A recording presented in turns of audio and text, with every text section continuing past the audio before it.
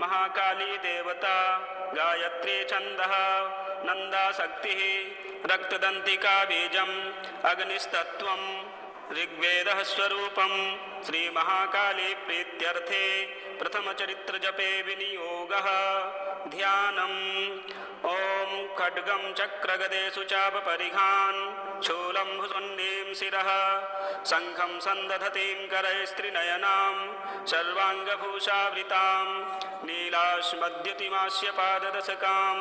सेवे महाकालिकां यामस्तौत्स्वपिते हरौ कमलजो हन्तुं मधुं कैटभम् ॐ नमश्चण्डिकायै ॐ ऐं मार्कण्डेय उवाच सावर्णिः सूर्यतनयो यो मनुः कथ्यतेष्टमः निशामय तदुत्पत्तिं विस्तराद्गदतो मम महामायानुभावेन यथा मनवन्तराधिपः स बभूव महाभागः सावर्णिस्तनयो रवेः स्वारोचिषेऽन्तरे पूर्वं चैत्रवंशसमुद्भवः सुरुतो नाम राजाभूत् समस्ते चितिमण्डले तस्य पालयतः सम्यक् प्रजाः पुत्राणि वौरशान् बभूवुः शत्रवो भूपाः कोला विध्वंसिनस्तदा तस्य तैर्भवद्युद्धमतिप्रबलदण्डिनः न्यूनैरपि शतैर्युद्धे कोला विध्वंसिभिर्जितः ततः स्वपुरमायातो निजदेशाधिपोऽभवत् आक्रान्तः स महाभागस्तैस्तदा प्रबलारिभिः अमात्यैर्बलिर्भिर्दुष्टैर्दुर्बलस्य दुरात्मभिः कोशो बलं चापहृतं तत्रापि स्वपुरे ततः ततो मृगया व्याजेन हृतस्वाम्यः स भूपतिः एकाकी हयमारुह्य जगाम गहनं वनं स तत्राश्रम मद्राचेद्द्विजवर्यस्य मेधसः प्रशान्तस्वापदाकीर्णं मुनिशिष्योपशोभितम् तस्थौ कञ्चित् सकालं च मुनिना तेन सत्कृतः इतश्चेतश्च विचनस्तस्मिन् मुनिवराश्रमे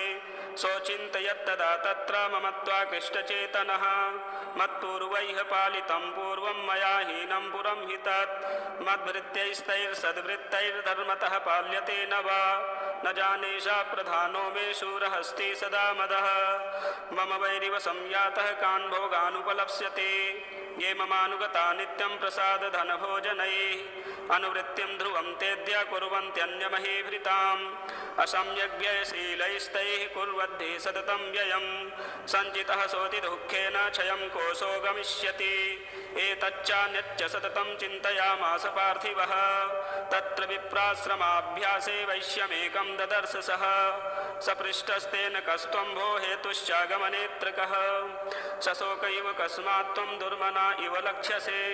इत्याकर्ण्यवचस्तस्य भूपतेः प्रणयोदितं प्रत्युवाच तं वैश्यः प्रश्रयावनतो नृपं वैश्य उवाच समाधिर्नाम वैश्योऽहम् उत्पन्नो धनिनां कुले पुत्रदारैर्निरस्तश्च धनलोभादसाधुभिः विहीनश्च धनैर्दारैः पुत्रैरादाय मे धनं वनमभ्यागतो दुःखे निरस्तश्चाप्तबन्धुभिः सोऽहं न वेद्मि पुत्राणां कुशलाकुशलात्मिकां प्रवृत्तिं स्वजनानां च दाराणां चात्र संस्थितः किं नु तेषां गृहे क्षेममक्षेमं किं नु साम्प्रतं कथं ते किं नु सद्वृत्ता दुर्वृत्ता किं नु मे सुताः राजोवाच यैर्निरस्तो भवान् लुब्धैः पुत्रदारादिभिर्धनैः तेषु किं भवतः स्नेहमनुबध्नाति मानसम् वैश्य उवाच एवमेतद्यथा प्राह भवान् अस्मद्गतं वचः किं करोमि न बध्नाति मम निष्ठुरतां मनः यैः सन्त्यज्य पितृस्नेहं धनलुब्धैर्निराकृतः पतिस्वजनहार्दं च हार्दितेष्वेव मे मनः किमेतन्नाभिजानामि जानन्नपि महामते यत्प्रेमप्रवणं चित्तं विगुणेष्वपि बन्धुषु तेषां कृते मे निःश्वासो दौर्मनस्यञ्च जायते करोमि किं यन्न मनस्ते स्वप्रीतिसुनिष्ठुरं मार्कण्डेय उवाच ततस्तौ सहितौ विप्रतं मुनिसमुपस्थितौ समाधिर्नाम वैश्योऽसौ स च पार्थिवसत्तमः कृत्वा दुतौ यथा न्यायं यथार्हं तेन संविदम् उपविष्टौ कथाः काचिच्चक्रतुर्वैश्यपार्थिवौ राजोवाच भगवस्त्वामहं प्रष्टुमिच्छाम्येकं वदस्व तत् दुःखाय यन्मे मनसा सुचित्ता यत्ततां विना मम त्वं गतराजस्य राज्याङ्गे स्वखिलेष्वपि जानतोऽपि यथाज्ञस्य किमेतन्मुनिसत्तम अयं च निकृतः पुत्रैर्दारैर्वृत्यैस्तथोज्झितः स्वजनेन च सन्त्यक्तस्तेषु हार्दे तथाप्यते एवमेष तथाहं च द्वावप्यत्यन्तदुःखितौ दृष्टदोषोऽपि विषये ममत्वा क्लिष्टमानसौ तत्किमेतन्महाभागा यन्मोहो ज्ञानिनोरपि ममास्य च भवत्तेषा विवेकान्धस्य मूढता ऋषिरुवाच ज्ञानमस्ति समस्तस्य जन्तोर्विषयगोचरे विषयस्य महाभाग याति चैवं पृथक् पृथक् दिवान्धाः प्राणिनः केचिद्रात्राबन्धास्तथा परे केचिद्दिवा तथा रात्रौ प्राणिनस्तुल्यदृष्टयः ज्ञानिनो मनुजाः सत्यं किं तु तेन हि केवलं यतो हि ज्ञानिनः सर्वे पशुपक्षिमृगादयः ज्ञानं च तन्मनुष्याणां यत्तेषां मृगपक्षिणां मनुष्याणां च यत्तेषां तुल्यमन्यतथोभयोः ज्ञानेऽपि सति पश्यैतान् पतङ्गान् चावचञ्चुषु कणमोक्षादृतान् मोहात् पीड्यमानानपि क्षुधा मानुषा मनुजव्याघ्राशाभिलाषाः सुतान् प्रति लोभात् प्रत्युपकाराय नन्वेतान् किं न पश्यसि तथापि ममतावर्ते मोहगर्ते निपातिताः महामाया प्रभावेण संसारस्थितिकारिणा तन्नात्र विस्मयः कार्यो योगनिद्रा जगत्पतेः महामाया हरेश्चैषा तया सम्मोह्यते जगत् ज्ञानिनामपि चेतांसि देवी भगवती हि सा बलादाकृष्य मोहाय महामाया प्रयच्छति तया विसृज्यते विश्वं जगते तच्चराचरम् सैषा प्रसन्ना वरदा नृणां भवति मुक्तये सा विद्या परमा मुक्तिर्हेतुभूता सनातनी संसारबन्धहेतुश्च सैव सर्वेश्वरेश्वरी राजोवाच भगवन् का हि सा देवी महामायेति यां भवान् ब्रवीति कथम् उत्पन्ना सा कर्मास्याश्च किं द्विज यत्र भावा च सा देवी यत्स्वरूपा यदुद्भवा तत्सर्वं श्रोतुमिच्छामि त्वत्तो ब्रह्मविदाम्बर ऋषिरुवाच नित्यैव सा जगन्मूर्तिस्तया सर्वमिदं ततं तथापि तत्समुत्पत्तिर्बहुधा श्रूयतां मम देवानां कार्यसिद्ध्यर्थमाविर्भवति सा यदा उत्पन्नेति तदा लोके सा नित्याप्यभिधीयते योगनिद्रां यदा विष्णुर्जगत्ते कारणवीकृते आस्तिर्यशेष भजत्कल्पान्ते भगवान् प्रभुः तदा द्वावसुरौ घोरौ विख्यातौ मधुकैटभौ विष्णुकर्णमलोद्भूतौ हन्तुं ब्रह्माणमुद्यतौ स नाभिकमले विष्णोऽसितो ब्रह्मा प्रजापतिः दृष्ट्वा तावसुरौ चोग्रौ प्रसुप्तं च जनार्दनं तुष्टावयोगनिद्रां तामेकाग्रहृदयस्थितः विबोधनार्थाय हरेर्हरिनेत्रकृतालयां विश्वेश्वरीं जगद्धात्रीं स्थितिसंहारकारिणीं निद्रां भगवतीं विष्णोरतुलां तेजसः प्रभुः ब्रह्मोवाच त्वं स्वाहा त्वं स्वधा त्वं हे वसत्कारः स्वरात्मिका सुधा त्वमक्षरे नित्ये त्रिधा मात्रात्मिका स्थिता अर्धमात्रासिता नित्या यानुच्चार्या विशेषतः त्वमेव सन्ध्या सावित्री त्वं देवी जननी परा त्वयैतद्धार्यते विश्वं त्वयैतत्सृज्यते जगत् त्वयैतत्पाल्यते देवी त्वमत्स्यन्ते च सर्वदा विसृष्टौ सृष्टिरूपा त्वं स्थितिरूपा च पालने तथा संहृतिरूपान्ते जगतोऽस्य जगन्मये महाविद्या महामाया महामेधा महास्मृतिः महामोहा च भवती महादेवी महासुरी प्रकृतिस्त्वं च सर्वस्य गुणत्रयविभावनी कालरात्रिर्महारात्रिर्मोहरात्रिश्च दारुणा त्वं श्रीस्त्वमीश्वरी त्वं ह्रीस्त्वं बुद्धिर्बोधलक्षणा लज्जा पुष्टिस्तथा तुष्टिस्त्वं शान्तिः शान्तिरेव च खड्गिनी शूलिनी घोरा गदिनी चक्रिणी तथा शङ्खिनी चापि नीवाणा भुसुण्डी परिघायुधा सौम्या सौम्यतरा शेष सौम्येभ्यस्तति सुन्दरी परापराणां परमा तुमेव परमेश्वरी यच्च किञ्चित् क्वचिद्वस्तु सद्सद्वाक्किलात्मिके तस्य सर्वस्य या शक्तिः सा त्वं किं स्तूयसे तदा यया त्वया जगत्सृष्टा जगत्पात्यत्तियो जगत् सोऽपि निद्रावसंनीतः कस्त्वां स्तोतिमिहेश्वरः विष्णुः शरीरग्रहणमहिमीशान एव च कारितास्ते यतो तस्त्वां कः स्तोतुं शक्तिमान् भवेत् सा त्वमित्थं प्रभावैः स्वैरुदारैर्देवी संस्तुता मोहयैतौ दुराधर्षावसुरौ मधुकैटभौ प्रबोधं च जगत्स्वामी नीयतामच्युतो लघु बोधश्च क्रियतामस्य हन्तुमेतौ महासुरौ ऋषिरुवाच एवं स्तुता तदा देवी तामसी तत्र वेधसा विष्णोः प्रबोधनार्थाय निहन्तुं मधुकैटभौ नेत्रास्य नासिका बाहु हृदयेभ्यस्तथो रसः निर्गम्य दर्शने तस्थौ ब्रह्मणो व्यक्तजन्मनः उत्तस्थौ च जगन्नाथस्तया मुक्तो जनार्दनः एकार्णवे हि शयनात् ततः स ददृशे च तौ मधुकैटभौ दुरात्मानावतिवीर्यपराक्रमौ क्रोधरक्ते क्षणावत्तुं ब्रह्माणं जनितोद्यमौ समुत्थाय ततस्ताभ्यां युयुधे भगवान् हरिः पञ्चवर्षसहस्राणि बाहुप्रहरणो विभुः तावप्यतिबलोन्मत्तौ महामाया विमोहितौ उक्तवन्तौ वरोस्मत्तो म्रियतामिति केशवं श्रीभगवानुवाच भवेतामद्य मे तुष्टौ मम वध्या उभावपि किमन्येन वरेणात्र एतावद्धिवृतं मम ऋषिरुवाच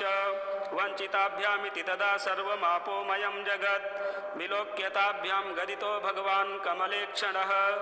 आवां जहिन यत्रोर्वी सलिलेन परिप्लुता ऋषिरुवाच तथे त्यक्त्वा भगवता शङ्खचक्रगदाभिता कृत्वा चक्रेण वैच्छिन्ने जघने शिरसि तयोः एवमेषा समुत्पन्ना ब्रह्मणा संस्तुता स्वयं प्रभावमस्या देव्यास्तु भूयः शृणु वदामि ते ऐं ॐ जय जय श्रीजगदम्बार्पणमस्तु। द्वितीयोऽध्यायः विनियोगः। ओं मध्यम चरित्रस्य विष्णुर्षिः महालक्ष्मीर्देवता उष्णिच्छन्दः शाकम्भरी शक्तिः दुर्गा बीजं वायुस्तत्त्वं यजुर्वेदः स्वरूपं श्रीमहालक्ष्मी प्रीत्यर्थं मध्यम चरित्रजपे विनियोगः। ध्यानम् ओं अच्छस्रक्परशुं गदे सुकुलिसं पद्मं धनुष्कुण्डिकां दण्डं शक्तिमसिं च चर्मजलजं घण्टां सुराभाजनं शूलं पाशसुदर्शने च ददतीं हस्तैः प्रसन्नाननां सेवे शैरिभमर्दिनीमिह महालक्ष्मीं सरोजस्थिताम्। ॐ नमश्चण्डिकायै देवासुरमभूद्युद्धं पूर्णमब्धशतं पुरा महिषे सुराणामधिपे देवानां च पुरन्दरे तत्रासुरैर्महावीर्यैर्देवसैन्यं पराजितं जित्वा च सकलान् देवान्निन्द्रो भून्महिषासुरः ततः पराजिता देवाः पद्मयोनिं प्रजापतिं पुरस्कृत्य गतास्तत्र यत्रेष गरुडध्वजौ यथावृत्तं तयोस्तद्वन्महिषासुरचेष्टितं त्रिदशाः कथयामासुर्देवा विभवविस्तरं सूर्येन्द्राग्न्यनिलेन्दूनां यमस्य वरुणस्य च अन्येषां चाधिकारान् स स्वयमेवाधितिष्ठति स्वर्गान् निराकृताः सर्वे तेन देवगणा भुवि विचरन्ति यथा मर्त्या महिषेण दुरात्मना एतद्वः कथितं सर्वममरारि विचेष्टितं शरणं वः प्रपन्नाः स्मो वधस्तस्य विचिन्त्यताम् इत्थं निशम्य देवानां वचांसि मधुसूदनः चकारकोपं सम्भुश्च भ्रकुटीकुटिलाननौ ततोऽतिकोपपूर्णस्य चक्रिणो वदनात्ततः निश्चक्राम महत्तेजो ब्रह्मणः शङ्करस्य च अन्येषां चैव देवानां शक्रादीनां शरीरतः निर्गतं संहत्तेजस्तच्चैक्यं समगच्छत अतीव तेजसः कूटं ज्वलन्तमिव पर्वतं ददृशुस्ते सुरास्तत्र ज्वालाव्याप्तदिगन्तरम् अतुलं तत्र तत्तेजः सर्वदेवशरीरजम् एकस्थं तदभून्नारी व्याप्तलोकत्रयं त्विषा यदभूच्छाम्भवं तेजस्तेनाजायत तन्मुखं याम्येन च भवन् केशा बाहवो विष्णुतेजसा सौम्येन स्तनयोर्युग्मं मध्यं चैन्द्रेण चाभवत् वारुणेन च जङ्घोरो नितम्बस्तेजसा भुवः ब्रह्मणस्तेजसा पादौ तदङ्गुल्यौर्गतेजसा वसूनां च कराङ्गुल्यः कौबेरेण च नासिका तस्यास्तु दन्ताः सम्भूताः प्राजापत्येन तेजसा नयनत्रितयं जज्ञे तथा पावकतेजसा भ्रुवौ च सन्धयोस्तेजः श्रमणामनिलस्य च अन्येषां चैव देवानां सम्भवस्तेजसां शिवा ततः समस्तदेवानां तेजो राशिसमुद्भवां तां विलोक्य मुदं प्रापुरमरा महिषार्दिताः शूलं शूलाद्विनिष्कृत्य ददौ तस्यै पिनाकधृत् चक्रं च दत्तवान् कृष्णः समुत्पाद्य स्वचक्रतः शङ्खं च वरुणः शक्तिं ददौ तस्यै हुतासनः मारुतो दत्तमाश्चापं बाणपूर्णे तथे सुधी वज्रमिन्द्रः समुत्पाद्य कुलिसादमराधिपः ददौ तस्यै सहस्राक्षो घण्टामैरावताद्गजात् कालदण्डाद्यमो दण्डं पाशं चाम्बुपतिर्ददौ प्रजापतिश्चाक्षमालां ददौ ब्रह्माकमण्डलुं समस्तरोमकूपेषु निजरश्मीन् दिवाकरः कालश्च दत्तवान् खड्गं तस्याश्चर्म च निर्मलं क्षीरोदश्चामलं हारामजरे च तथाम्बरे चूडामणिं तथा दिव्यं कुण्डले कटकानि च अर्धचन्द्रं तथा शुभ्रं केयूरान् सर्वबाहुषु नूपुरौ विमलौ तद्वद्ग्रेवय्यकमनुत्तमम् अङ्गुलीयकरत्नानि समस्ता स्वङ्गुलीषु च विश्वकर्मा ददौ तस्यै परशुं चाति निर्मलम् अस्त्राण्यनेकरूपाणि तथा भेद्यं च दंशनम् अम्लानपङ्कजां मालां शिरस्युरसि चापराम् अददज्जलधिस्तस्यै पङ्कजं चातिशोभनम् हिमुवान् वाहनं सिंहं रत्नानि विविधानि च ददावशून्यं सुरयापानपात्रं धनाधिपः शेषश्च सर्वनागेशो महामणिविभूषितम् नागहारं ददौ तस्यै धत्ते यः पृथिवीमिमाम् अन्यैरपि सुरैर्देवी भूषणैरायुधैस्तथा सम्मानिता ननादोच्चैः साट्टहासं मुहुर्मुहुः तस्या नादेन घोरेण कृत्स्नमापूरितं नभः अमायताति महता प्रतिशब्दो महानभूत् चुक्षुभुः सकलालोकाः समुद्राश्च च कंपिरे चचालवसुधा चेलुः सकलाश्च महीधराः जयेति देवाश्च मुदा तामूचुः सिंहवाहिनीं तुष्टुर्मुनैश्चैनां भक्तिनम्रात्ममूर्तयः दृष्ट्वा समस्तं संक्षुब्धं त्रैलोक्यममरारयः सन्नद्धाखिलसैन्यास्ते समुत्तस्तुरुदायुधाः आह किमेतदिति क्रोधादाभास्य महिषासुरः अभ्यधावत् तं शब्दमशेषैरसुरैर्वृतः स ददर्श ततो देवीं व्याप्तलोकत्रयां त्रिषा पादाक्रान्त्यां नतभुवं किरीटो लिखिताम्बरां चोभिताशेषपातालां धनुर्जानिः स्वनेन तां दिशो भुजसहस्रेण समन्ताद्व्याप्य संस्थितां ततः प्राववृते युद्धं तया देव्या सुरद्भिषां शस्त्रास्त्रैर्बहुधा मुक्तैरादीपि दिगन्तरं महिषासुरसेनानिश्चिच्छुराख्यो महासुरः युयुधे चामरश्चान्यैश्चतुरङ्गबलान्वितः रथानामयुतैः षड्भिरुद्रग्राख्यो महासुरः अयुध्यतायुतानां च सहस्रेण महाहनुः पञ्चाशद्भिश्च नियुतैरसिलोमा महासुरः अयुतानां शतैः षड्भिर्भास्कलो युयुधे रणे गजवाजिसहस्रौघैरनेकैः परिवारितः वृतो रथानां कोट्या च युद्धे तस्मिन्न युध्यत विडालाख्यो युतानां च पञ्चाशद्भिर्थायुतैः युयुधे संयुगे तत्र रथानां परिवारितः अन्ये च तत्रायुतसो रथनागहयैर्वृताः युयुधु संयुगे देव्या सह तत्र महासुराः कोटिकोटिसहस्रैस्तु रथानां दन्तिनां तथा हयानां च वृतो युद्धे तत्राभून्महिषासुरः तोमरैर्भिन्दिपालैश्च शक्तिभिर्मुसलैस्तथा युयुधु संयुगे देव्या खड्गैः परशुपट्टिशैः केचिच्च चिक्षिपुः शक्तिः केचित् पाशास्तथा परे देवीं खड्गप्रहारैस्तु ते तां हन्तुं प्रचक्रमुः सापि देवी ततस्तानि शस्त्राण्यस्त्राणि चण्डिका लीलयैव प्रचिच्छेद निजशस्त्रास्त्रवर्षिणी अनायस्तानना देवी स्तूयमानासुरर्षिभिः मुमोचासुरदेहेषु शस्त्राण्यस्त्राणि चेश्वरी सोऽपि क्रुद्धो धुतसटो देव्या वाहनकेसरी चचारासुरसैन्येषु वने शिश्वहुतासनः निःश्वासान् मुमुचेयाश्च युध्यमाना रणेऽम्बिका त एव सद्यः सम्भूता गणाः शतसहस्रशः युयुधुस्ते परशुभिर्भिन्दिपालासि पट्टिशैः नाशयन्तो सुरगणान् देवी शक्त्युपम्बृहिताः अवादयन्त पटहान् गणाः शङ्खास्तथा परे मृदङ्गाश्च तथैवान्ये तस्मिन् युद्धमहोत्सवे ततो देवी त्रिशूलेन गदया शक्तिवृष्टिभिः खड्गादिभिश्च सदसो निजघानमहासुरान् पातयामास चैवान्यान् घण्टास्वनविमोहितान् असुरान् भुवि पाशेन बद्ध्वा चान्यान् न कर्षयत् केचिद्विधा कृतास्तीक्ष्णैः खड्गपातैस्तथा परे विपोतिथा निपातेन गदया भुवि सेरते वेमुच्य केचिद्रुधिरं मुसलेन भिसंहताः केचिन्निपतिता भूमौ भिन्नाः शूलेन वक्षसि निरन्तराः सरौघेण कृताः केचिद्रणाजिरे सेनानुकारिणः प्राणान्ममुचुस्त्रिदशार्दनाः केषाञ्चिद् बाहवश्चिन्नाश्चिन्नग्रीवास्तथा परे शिरांसि पेतुरन्येषामन्ये मध्ये विदारिताः विच्छिन्नजङ्घास्त्वपरे पेतुरुर्व्यां महासुराः एकबाहवक्षिचरणाः केचिद्देव्या द्विधा कृताः छिन्नेऽपि चान्ये शिरसि पतिताः पुनरुत्थिताः कबन्धायुधुर्देव्या गृहीतपरमायुधाः न नृतुश्चापरे तत्र युद्धे तूर्यलयाश्रिताः कबन्धाश्चिन्नशिरसा खड्गशक्त्रष्टिपाणयः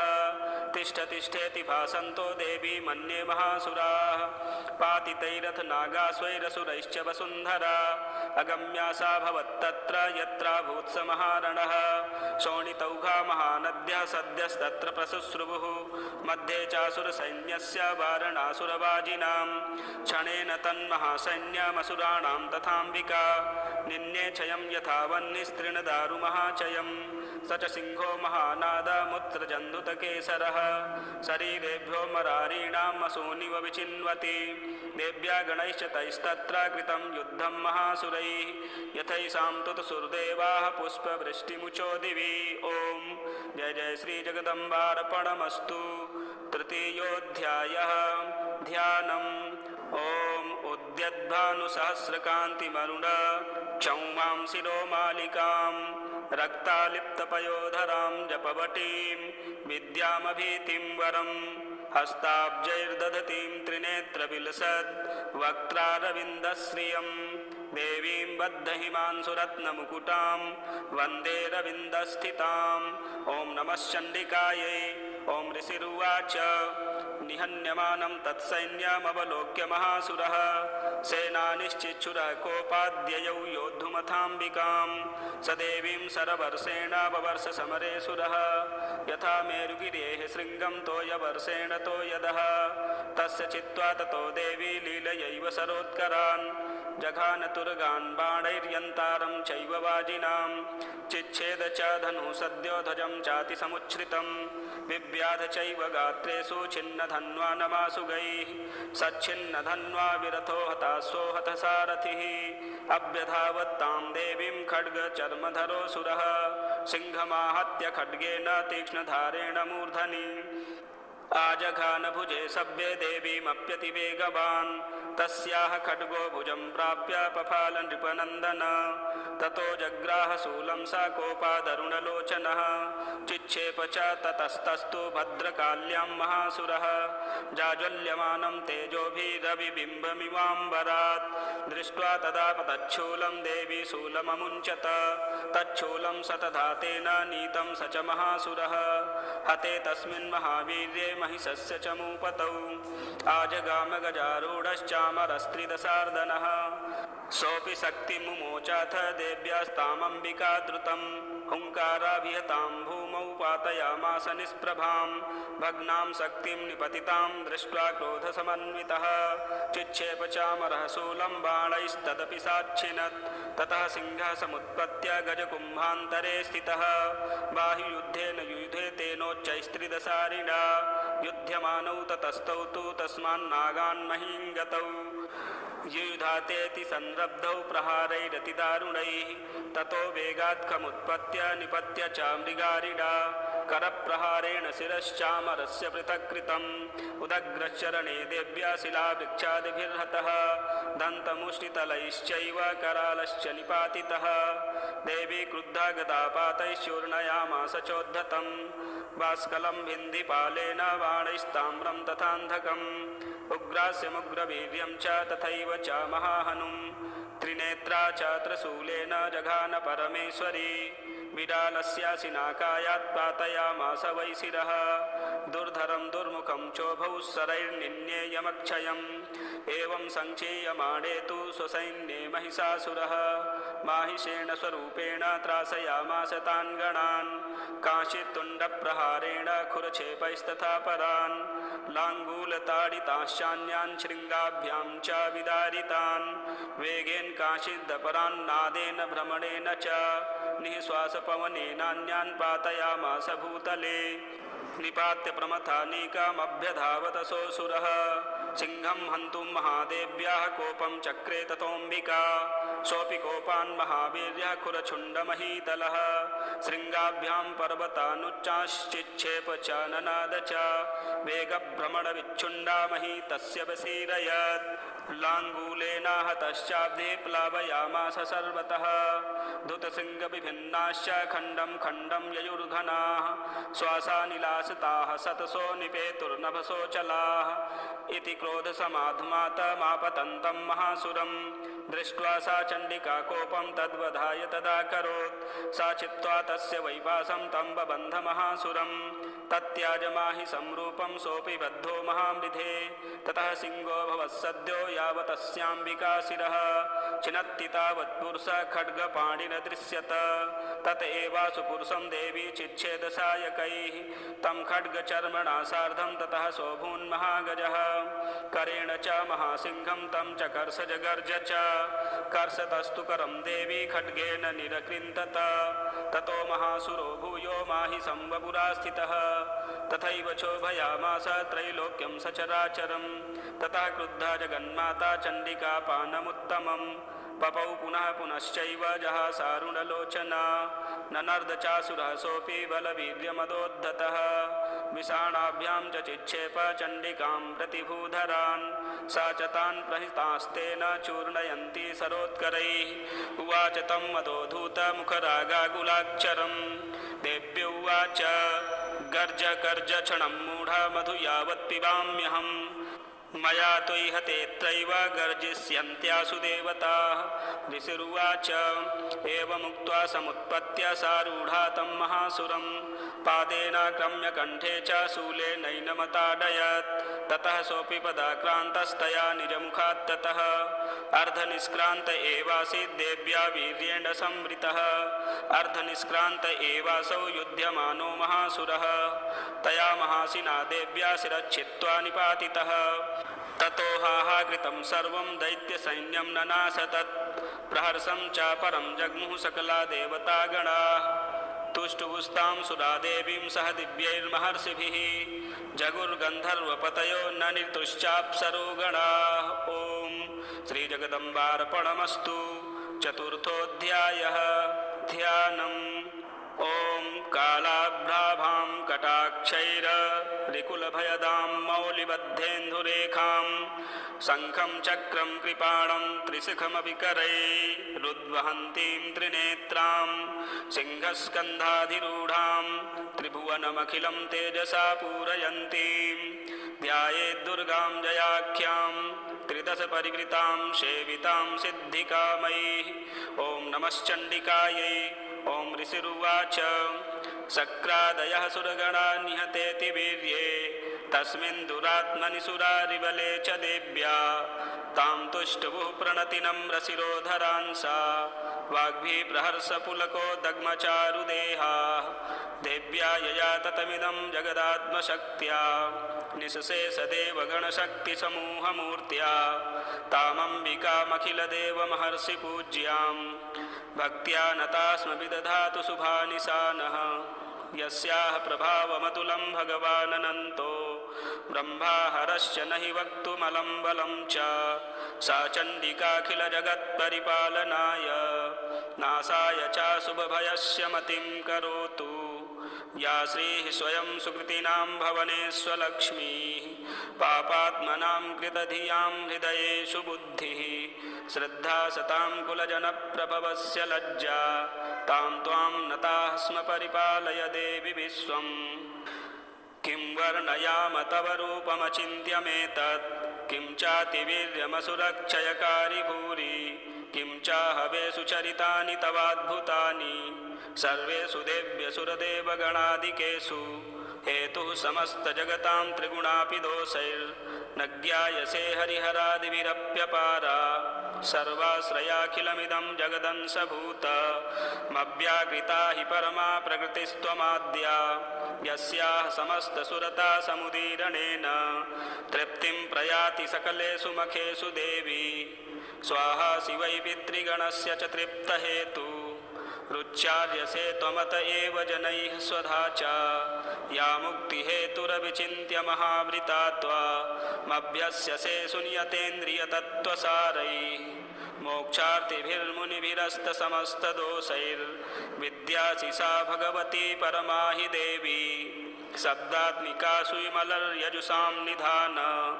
उमुद्गीतरम्यपदपाठवतां च साम्नां देवी त्रयी भगवती भवभावनाय वार्ता च सर्वजगतां परमार्तिहन्त्री मेधासि देवी विदिताखिलशास्त्रसारा दुर्गासि दुर्गभवसागरनौरसङ्गा श्रीकैटभारि हृदयैककृताधिवासा गौरी त्वमेव शशिमौलिकृतप्रतिष्ठा ईषत्सहासममलं परिपूर्णचन्द्र बिम्बानुकारि कनकोत्तमकान्तिकान्तम् अत्यद्भुतं बृहत्तमात्तरुषा तथापि वक्त्रं विलोक्य सहसा महिषासुरेण दृष्ट्वा तु देवी कुपितं भ्रकुटीकराल मुद्यच्छशाङ्कसदृशच्छवियन्न सद्यः प्राणान्मुमोच महिषस्तदतीव चित्रं कैर्जीव्यते हि कुपितान्तकदर्शनेन देवी प्रसीद परमा भवती भवाय सद्यो विनाशयसि कोपवती कुलानि विज्ञातमेतदधुनैव यदस्तमेतन् नीतं बलं सुविपुलं महिषासुरस्य ते सम्मता जनपदेषु धनानि तेषां यशांसि न च सीदति धर्मवर्गः धन्यास्त एव निभृतात्मजभृत्यदारा येषां सदाभ्युदयदा भवति प्रसन्ना धर्म्याणि देवि सकलानि सदैव कर्म नित्यादृतः प्रतिदिनं सुकृती करोति स्वर्गं प्रयाति च ततो भवति प्रसादा लोकत्रयेऽपि फलदा ननु देवि तेन दुर्गे स्मृता हरसि भीतिमशेषजन्तोः स्वस्थैः स्मृता मतिमतीव शुभां ददासि दारिद्र्यदुःखभयहारिणि का त्वदन्या सर्वोपकारकरणाय सदार्द्रचित्ता एभिर्हतैर्जगदुपैति सुखं तथैते कुर्वन्तु नाम नरकाय चिराय पापं सङ्ग्राममृत्युमधिगम्य दिवं प्रयान्तु मत्वेति नूनमहितान् विनिहंसि देवी दृष्ट्वैव किं न भवति प्रकरोति भस्म सर्वासुरा नरिषु यत्प्रहिणोषि शस्त्रं लोकान् प्रयान्तु रिपवोऽपि शस्त्रपूता इत्थं मतिर्भवति ते स्वपितेति साध्वी खड्गप्रभानिकरविस्फुरणैस्तथोग्रैः शूलाग्रकान्तिनिव्यहेन दृशोऽसुराणां यन्नागता विलयमंसु मदिन्दुखण्ड योग्याननं तव विलोकयतां तदेतत् दुर्वृत्तवृत्तशमनं तव देवि शीलं रूपं तथैतदविचिन्त्यमतुल्यमन्यैः वीर्यं च हन्त्रि हृतदेव पराक्रमाणां वैरिष्वपि प्रकटितैव दया त्वयेत्थं केनोपमा भवतु तेस्य पराक्रमस्य रूपं च शत्रुभयकार्यतिहारि कुत्र चित्ते कृपा समरनिष्ठुरता च दृष्टा त्वय्येव देवि वरदे भुवनत्रयेऽपि त्रैलोक्यमेतदखिलं रिपुनाशनेन त्रातं त्वया समरमूर्धनि तेऽपि हत्वा नीता दिवं रिपुगणाभयमप्यपास्तमस्माकमुन्मदसुरारिभवं नमस्ते शूलेन पाहि नो देवी पाहि खड्गेन चाम्बिके घण्टास्वनेन नः पाहि चापज्यानिः स्वनेन च प्राच्यां रक्ष प्रतीच्यां च चण्डिके रक्ष दक्षिणे ब्राह्मणेनात्मशूलस्य उत्तरस्यां तथेश्वरि सौम्यानि यानि रूपाणि त्रैलोक्ये विचरन्ति ते यानि चात्यर्थघोराणि तैरच्छास्मास्तथा भुवं खड्गशूलगदादीनि यानि चास्त्राणि तेऽम्बिके करपल्लवसङ्गीनि तैरस्मान् रक्ष सर्वतः ऋषिरुवाच एवं स्तुतासुरैर्दिव्यैः कुसुमैर्नन्दनोद्भवैः अर्चिता जगतां धात्री तथा गन्धानुलेपनैः भक्त्या समस्तैस्त्रिदशैर्दिव्यैर्धूपैस्तु धूपिता प्राह प्रसादसुमुखी समस्तान् प्रणतान् सुरान् देव्युवाच म्रियतां त्रिदशा सर्वे तस्मत्त्वभिवाञ्छितं देवाऊचुः भगवत्याकृतं सर्वं न च किञ्चिदवशिष्यते यदयं निहतः शत्रुरस्माकं महिषासुरः यदि चापि वरो देयस्त्वयास्माकं महेश्वरी संस्मृता त्वं नो हिंसेथा परमापदः यश्च मर्त्यस्तवैरेभिस्त्वां स्तोष्यत्यमलानने तस्य वित्तर्थिविभुवैर्धनदारादिसम्पदां वृद्धये स्मत्प्रसन्ना त्वं भवेथाः सर्वदाम्बिके ऋषिरुवाच इति प्रसादिता देवैर्जगतोऽर्थे तथात्मनः तथेत्युक्त्वा भद्रकाली बभूवान्तर्हृता नृप इत्येतत्कथितं भूप सम्भूता सा यथा पुरा देवी देवशरीरेभ्यो जगत्त्रयहितैषणी पुनश्च गौरी देहात् सा समुद्भूता यथाभवत् वधाय दुष्टदैत्यानां तथा शुम्भनिशुम्भयोः रक्षणाय च लोकानां देवानामुपकारिणी तच्छृणुष्व मया ख्यातं यथावत् कथयामि ते ह्रीं ॐ श्रीजगदम्बार्पणमस्तु। पंचमोऽध्यायः विनियोगः। ॐ अस्य श्री उत्तरचरित्रस्य रुद्रऋषिः महासरस्वती देवता अनुष्टुप् छन्दः भीमाशक्तिः भ्रामरी बीजं सूर्यस्तत्त्वं सामवेदः स्वरूपं महासरस्वती प्रीत्यर्थे उत्तरचरित्रपाठे विनियोगः। ध्यानम्। ॐ घण्टासूलहलानि शङ्खमुसले चक्रं धनुषायकं हस्ताब्जैर्दधतीं घनान्तविलसत् चेतांसुतुल्यप्रभां गौरीदेहसमुद्भवां त्रिजगता माधारभूतां महा पूर्वामत्र सरस्वतीमनुभजे शुम्भादिदैत्यार्दिनीम्। ॐ नमश्चण्डिकायै। ॐ क्लीं ऋषिरुवाच पुरा शुम्भनिशुम्भाभ्याम् असुराभ्यां सचेपतेः त्रैलोक्यं यज्ञभागाश्चाहिता मदबलाश्रयात् तावेव सूर्यतां तद्वदधिकारं तथैन्दवं कौबेरमथयाम्यं च चक्राते वरुणस्य च तावेव पौनरद्धिं च चक्रतुर्वह्निकर्म च ततो देवा विनिर्धूता भ्रष्टराज्याः पराजिताः कृताधिकारास्त्रिदशास्ताभ्यां सर्वे निराकृताः महासुराभ्यां तां देवीं संस्मरन्त्यपराजितां तयास्माकं वरो दत्तो यथा पत्सुस्मृताखिलाः भवतां नाशयिष्यामि तत्क्षणात् परमापदः इति कृत्वा मतिं देवा हिमवन्तं नगेश्वरं जग्मुस्तत्र ततो देवीं विष्णुमायां प्रतुष्टुभुः देवा ऊचुः नमो देव्यै महादेव्यै शिवायै सततं नमः नमः प्रकृत्यै भद्रायै नियताः प्रणताः स्मतां रौद्रायै नमो नित्यायै गौर्यै धात्र्यै नमो नमः ज्योत्सनायै चेन्दुरूपिण्यै सुखायै सततं नमः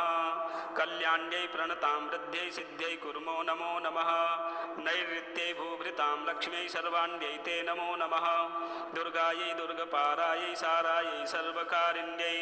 ख्यात्यै तथैव कृष्णायै धूम्रायै सततं नमः अतिसौम्यातिरौद्रायै नतास्तस्यै नमो नमः नमो जगत्प्रतिष्ठायै देव्यै कृत्यै नमो नमः या देवी सर्वभूतेषु विष्णुमायेति शब्दिता नमस्तस्यै नमस्तस्यै नमस्तस्यै नमो नमः या देवी सर्वभूतेषु चेतनेत्यभिधीयते नमस्तस्यै नमस्तस्यै नमस्तस्यै नमो नमः या देवी सर्वभूतेषु बुद्धिरूपेण संस्थिता नमस्तस्यै नमस्तस्यै नमस्तस्यै नमो नमः या देवी सर्वभूतेषु निद्रारूपेण संस्थिता नमस्तस्यै नमस्तस्यै नमस्तस्यै नमो नमः या देवी सर्वभूतेषु क्षुधारूपेण संस्थिता नमस्तस्यै नमस्तस्यै नमस्तस्यै नमो नमः या देवी सर्वभूतेषु छायारूपेण संस्थिता नमस्तस्यै नमस्तस्यै नमस्तस्यै नमो नमः या देवी सर्वभूतेषु शक्तिरूपेण संस्थिता नमस्तस्यै नमस्तस्यै नमस्तस्यै नमो नमः या देवी सर्वभूतेषु तृष्णारूपेण संस्थिता नमस्तस्यै नमस्तस्यै नमस्तस्यै नमो नमः। या देवी सर्वभूतेषु शान्तिरूपेण संस्थिता नमस्तस्यै नमस्तस्यै नमस्तस्यै नमो नमः। या देवी सर्वभूतेषु जातिरूपेण संस्थिता नमस्तस्यै नमस्तस्यै नमस्तस्यै नमो नमः। या देवी सर्वभूतेषु लज्जारूपेण संस्थिता नमस्तस्यै नमस्तस्यै नमस्तस्यै नमो नमः। या देवी सर्वभूतेषु शान्तिरूपेण संस्थिता नमस्तस्यै नमस्तस्यै नमस्तस्यै नमो नमः। या देवी सर्वभूतेषु श्रद्धारूपेण संस्थिता नमस्तस्यै नमस्तस्यै नमस्तस्यै नमो नमः। या देवी सर्वभूतेषु कान्तिरूपेण संस्थिता नमस्तस्यै नमस्तस्यै नमस्तस्यै नमो नमः। या देवी सर्वभूतेषु लक्ष्मीरूपेण संस्थिता नमस्तस्यै नमस्तस्यै नमस्तस्यै नमो नमः। या देवी सर्वभूतेषु वृत्तिरूपेण संस्थिता नमस्तस्यै नमस्तस्यै नमस्तस्यै नमो नमः।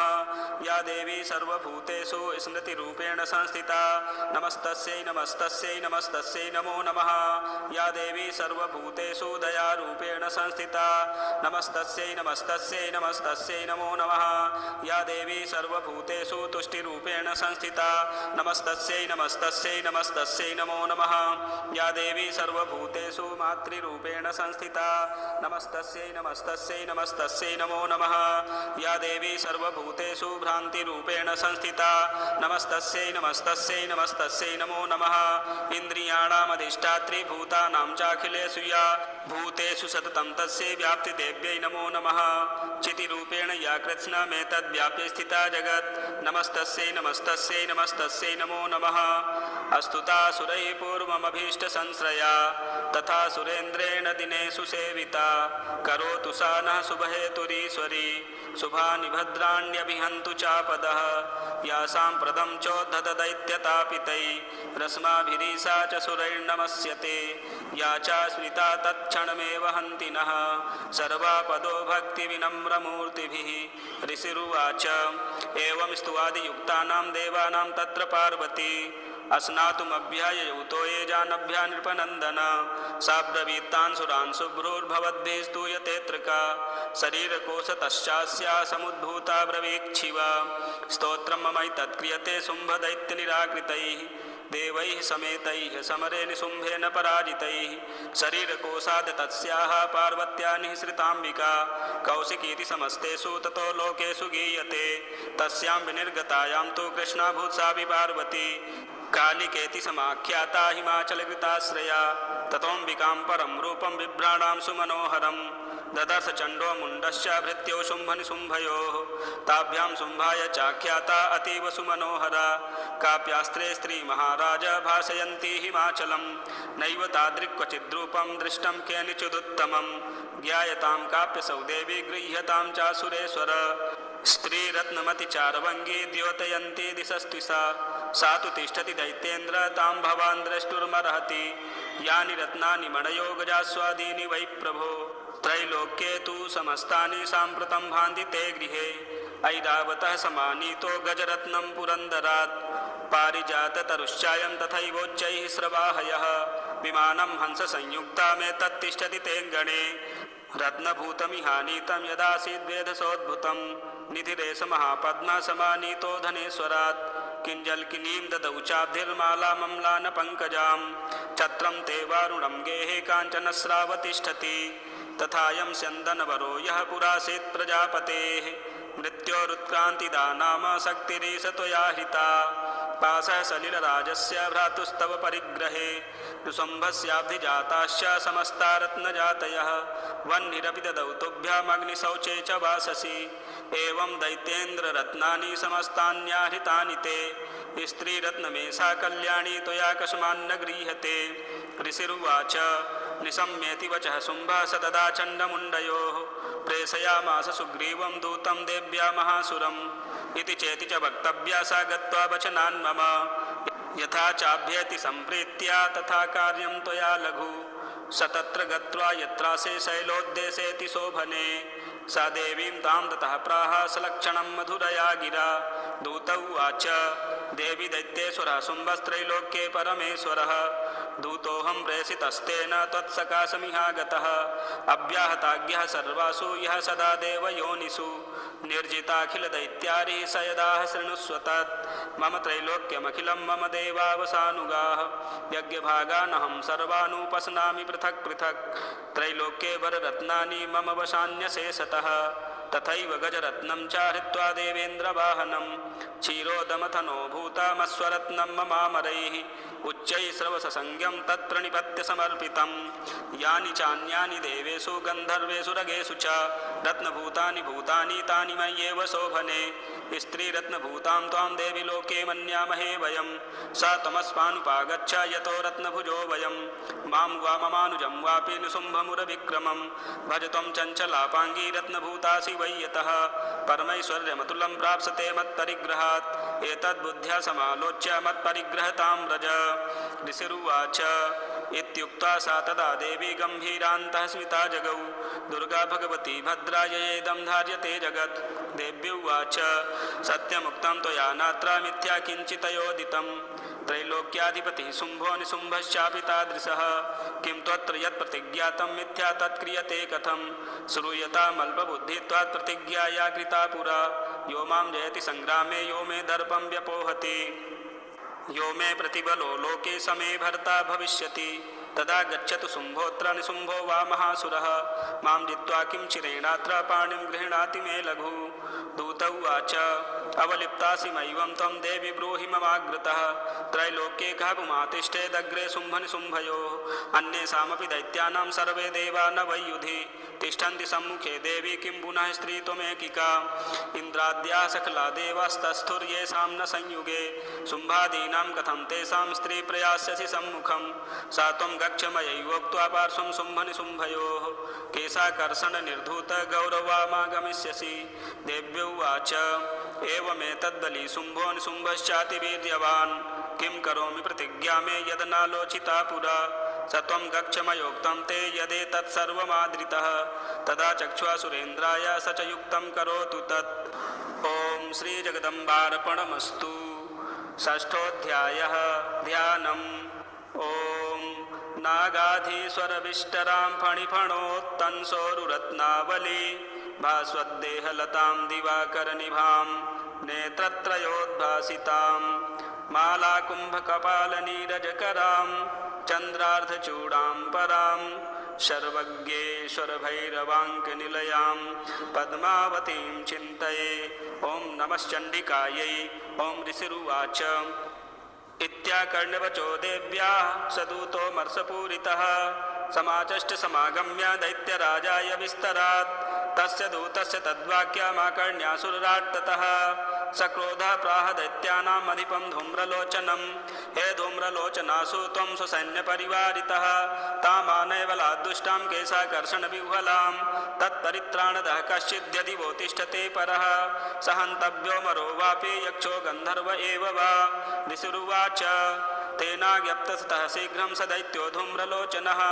मृतः षष्ट्या सहस्राणां असुराणां द्रुतं ययौ स दृष्ट्वा तां ततो देवीं तुहिनाचलसंस्थितां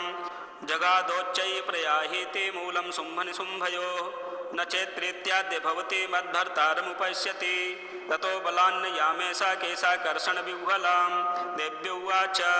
दैत्येश्वरेण प्रहितो बलवान् बलसंवृतः बलान्नेसि मामेवं दतः किं ते करोम्यहम्। ऋषिरुवाच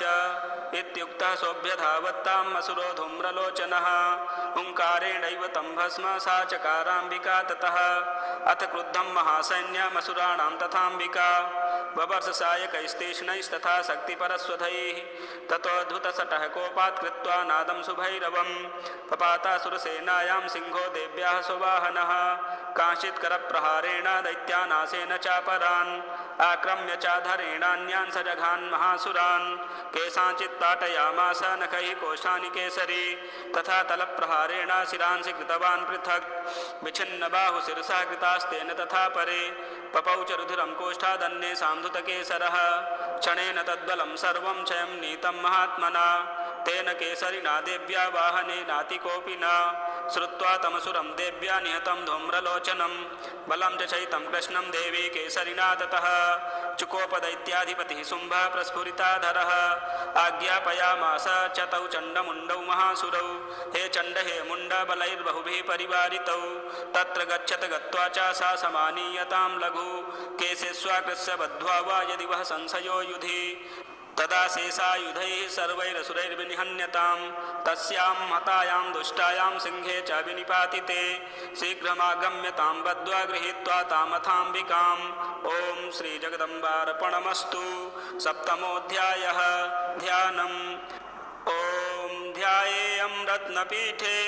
सुखकलपठितं शृण्वतीं श्यामलाङ्गीं न्यस्तैकाङ्घ्रिं सरोजे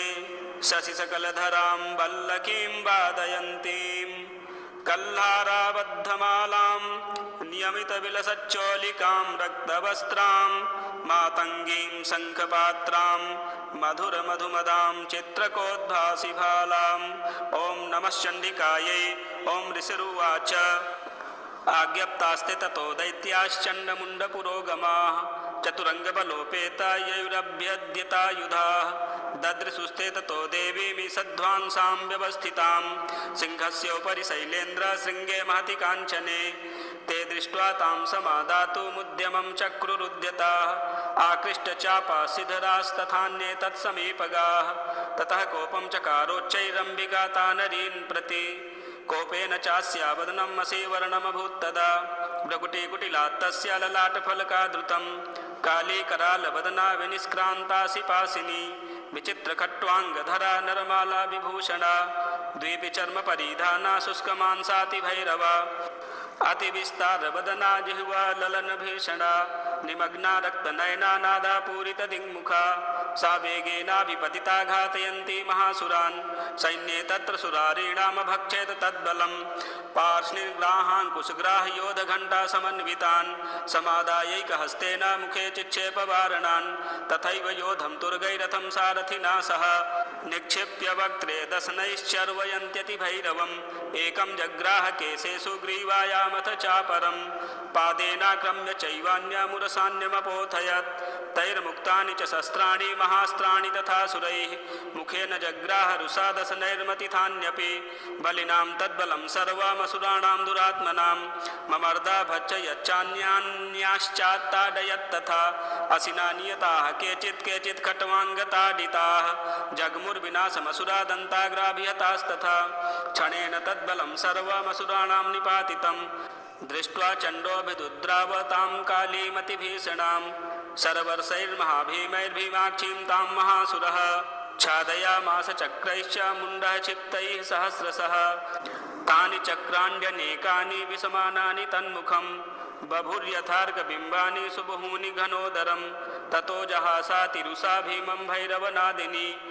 कालीकरालवक्त्रान्तर्दुर्दर्शदशनोज्ज्वला उत्थाय च महान् सिंहं देवी चण्डमधावत गृहीत्वा चास्य केशेषु शिरस्तेनासिनाच्छिनत्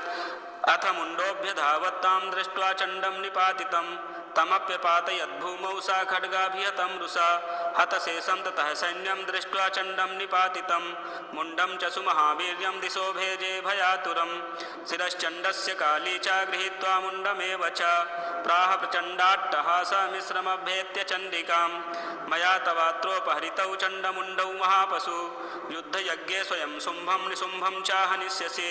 ऋषिरुवाच तावानीतौ ततो दृष्ट्वा चण्डमुण्डौ महासुरौ उवाच कालीं कल्याणी ललितं चण्डिकावचः यस्माच्चण्डं च मुण्डं च गृहीत्वा त्वमुपागता चामुण्डेति ततो लोके ख्याता देवी भविष्यसि। ॐ श्रीजगदम्बार्पणमस्तु। अष्टमोऽध्यायः ध्यानम्। ॐ अरुणां करुणातरङ्गिताक्षीं धृतपाशाङ्कुशबाणचापहस्ताम् अणिमाधिविरावृतां मयूखैरहमित्येव विभावये भवानीं। ॐ नमश्चण्डिकायै। ॐ ऋषिरुवाच चण्डे च निहते दैत्ये मुण्डे च विनिपातिते बहुलेषु च सैन्येषु शैतेष्वसुरेश्वरः ततः कोपपराधीन चेताः शुम्भः प्रतापवान् उद्योगं सर्वसैन्यानां दैत्यानामादिदेशः अद्य सर्वबलैर्दैत्याः षडशीतिरुदायुधाः कम्बूनां चतुर्शीतिर्निर्यान्दुषबलैर्वृताः कोटिवीर्याणि 50 सुराणां कुलानि वै 100 कुलानि धूम्राणां निर्गच्छन्तु ममाज्ञया कालका दौर्हृदा मौर्याः कालकेयास्तथा सुराः युद्धाय सज्जा निर्यान्तु आज्ञया त्वरिता मम इत्याज्ञाप्यासुरपतिः शुम्भो भैरवशासनः निर्जगाम महासैन्य सहस्रैर्बहुभिर्वृतः आयान्तं चण्डिका दृष्ट्वा तत्सैन्यमतिभीषणम् ज्यास्वनैः पूरयामास धरणी गगनान्तरं ततः सिंहो महानादमतीव कृतवान् नृप घण्टास्वनेन तन्नादमम्बिका चोपव्रीह्यत धनुर्ज्यासिंहघण्टानां नादापूरितदिङ्मुख निनादैर्भीषणैः काली जिज्ञे विस्तारितानना तं ननादमुपसृत्य दैत्यसैन्यश्चतुर्दिशं देवी सिंहस्तथा काली सरोषैः परिवारिताः एतस्मिन्नन्तरे भूपविनाशाय सुरद्विषां भवायामरसिंहानां मतिवीर्यबलान्विताः ब्रह्मेश गुहविष्णूनां तथेन्द्रस्य च शक्तयः शरीरेभ्यो विनिष्क्रम्य तद्रूपैः चण्डिकां ययुः यस्य देवस्य यद्रूपं यथा भूषणवाहनं तद्वदेवि तत्शक्तिसुरान् योद्धुमाययौ हंसयुक्तविमानाग्रे साक्ष्यसूत्रकमण्डलुः आयाता ब्रह्मणः शक्तिर्ब्रह्माणि साभिधीयते माहेश्वरी वृषारूढा त्रिशूलबरधारिणी महाहिवलया प्राप्ता चन्द्ररेखा विभूषणा कौमारी शक्तिहस्ता च मयूरबरवाहना योद्धुमभ्याययौ दैत्यानम्बिका गुहरूपिणी तथैव वैष्णवी शक्तिर्गरुणोपरि संस्थिता शङ्खचक्रगदा सारंग खड्गहस्ताभ्युपाययौ यज्ञवाराहमतुलं रूपं या बिभ्रतो हरेः शक्ति साप्याययौ तत्र वाराहीं बिभ्रति तनुं नारसिंहेन सिंहस्य बिभ्रति सदृशं वपुः प्राप्ता तत्र सटाक्षेपा क्षिप्तनक्षत्रसंहतिः वज्रहस्ता तथैवेन्द्रियगजराजोपरि संस्थिता प्राप्ता सहस्रनयना यथा शक्रस्तथैव सा ततः परिवृतस्ताभिरीशानो देवशक्तिभिः हन्यन्तामसुराः शीघ्रं मम प्रीत्याह चण्डिकां ततो देवी शरीरात्तो विनिष्क्रान्तातिभीषणा चण्डिका शक्तिरत्युग्रा शिवा सतनिनादिनी सा चाह धूम्रजटिलमीशानमपराजिता दूतत्वं गच्छ भगवन् पार्श्वं शुम्भनिशुम्भयोः ब्रूहि शुम्भं निशुम्भं च दानवावति गर्वितौ ये चान्ये दानवास्तत्र युद्धाय समुपस्थिताः त्रैलोक्यमिन्द्रो लभतां देवाः सन्तु हविर्भुजः यूयं प्रयात पातालं यदि जीवितुमिच्छथ बलाबले पादथ चेद्भवन्तो युद्धकाङ्क्षिणः तदा गच्छत तृप्यन्तु मच्छिवाः पिसिते नवः यतो नियुक्तो दौत्येन तया देव्या शिवः स्वयं शिवदूतीति लोकेऽस्मिस्ततः सा ख्यातिमागता तेऽपि श्रुत्वा वचो देव्या सर्वाख्यातं महासुराः अमर्षा पूरिता जग्मुर्यत्र कात्यायनी स्थिता ततः प्रथममेवाग्रे सरशक्त्यष्टिवृष्टिभिः ववर्षुरुद्धतामर्षास्तां देवी ममरारयः सा च तान् प्रहितान् बाणान् शूलशक्तिपरस्वधान् चिच्छेदलीलयाध्यात्मधनुर्मुक्तैर्महेशुभिः तस्याग्रतस्तथा काली शूलपातविदारितान् खट्वाङ्गपोथिताश्चारीं कुर्वती व्यचरत्तदा कमण्डलुजलाक्षेपाहतवीर्यान् हतौजसः ब्रह्माणि चकारो शत्रून् येन येन स्मधावति माहेश्वरी त्रिशूलेन तथा चक्रेण वैष्णवी दैत्यान् जघान कौमारी तथा शक्त्यातिकोपना ऐन्द्रीकुलिशपातेन शतशो दैत्यदानवाः पेतुर्विदारिताः पृथिव्यां रुधिरौघप्रवर्षिणः तुण्डप्रहारविध्वस्ता दंष्ट्रागच्छत वक्षसः वराहमूर्त्या नवतश्चक्रेण च विदारिताः नखैर्विदारिताश्चान्यान् भक्षयन्ति महासुरान् नारसिंही च राजौ नादापूर्णदिगम्बरा चण्डाट्टहासैर्सुराः शिवदूत्यभिदूषिताः